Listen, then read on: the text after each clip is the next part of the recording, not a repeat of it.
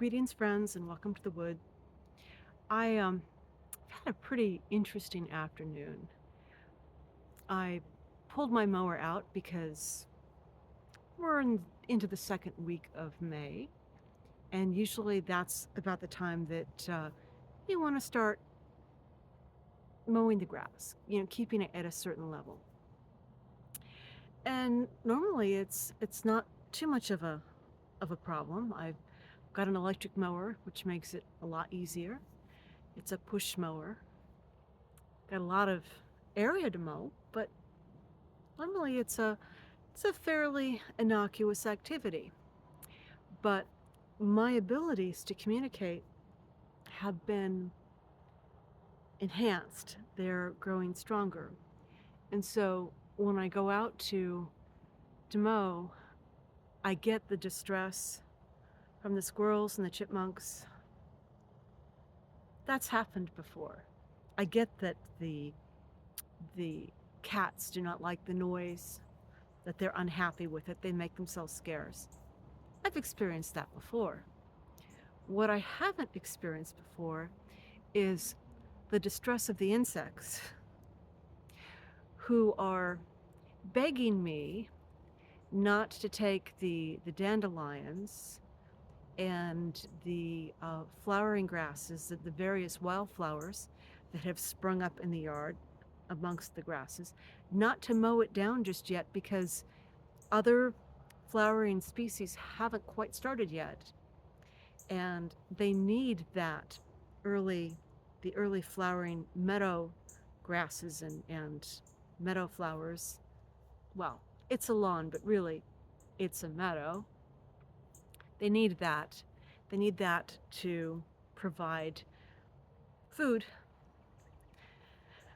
for the next few weeks. So while I was all gung-ho to get her done, I'm having to field pleas from different parts of my property that it would be better for them if I would just wait. And in years past, when I had intellectual concerns about that, I simply darted around the largely flowered areas. I kept those up and mowed where it was mostly grasses. But I think that might have been a mistake because the flowers perpetuated themselves, and now I have more flowers than I have green at this time of year, which in one way is very nice. I walk outside the door and I get fragrance and I get bees and not quite butterflies yet, but I'm getting a lot of life and a lot of beauty and a lot of fragrance, and it's wonderful. At the same time, when I pull the mower out, I'm getting pushback.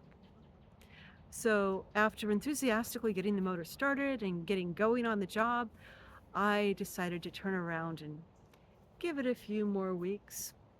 But this is sort of the situation we're going to run into as we develop our ability to communicate with our world. It's going to be very different to harvest plants and animals. Well, at this point, for me, it's mostly animals who talk. But when we can hear their feedback, it's going to change how we interact with them. It's one thing to eat a chicken or a cow or pig when we can't catch their thoughts or their feelings, their awareness, their self-awareness, when we can pretend that they don't have self-awareness, that they're dumb, not dumb as in can't talk, but dumb as in stupid. They don't know what's going on. They don't know. In truth, they do know. They choose not to acknowledge. They choose not to dwell on it. Just like we don't dwell on things that we can't control, that we don't like. But they do know. More on that later, and welcome to the woods.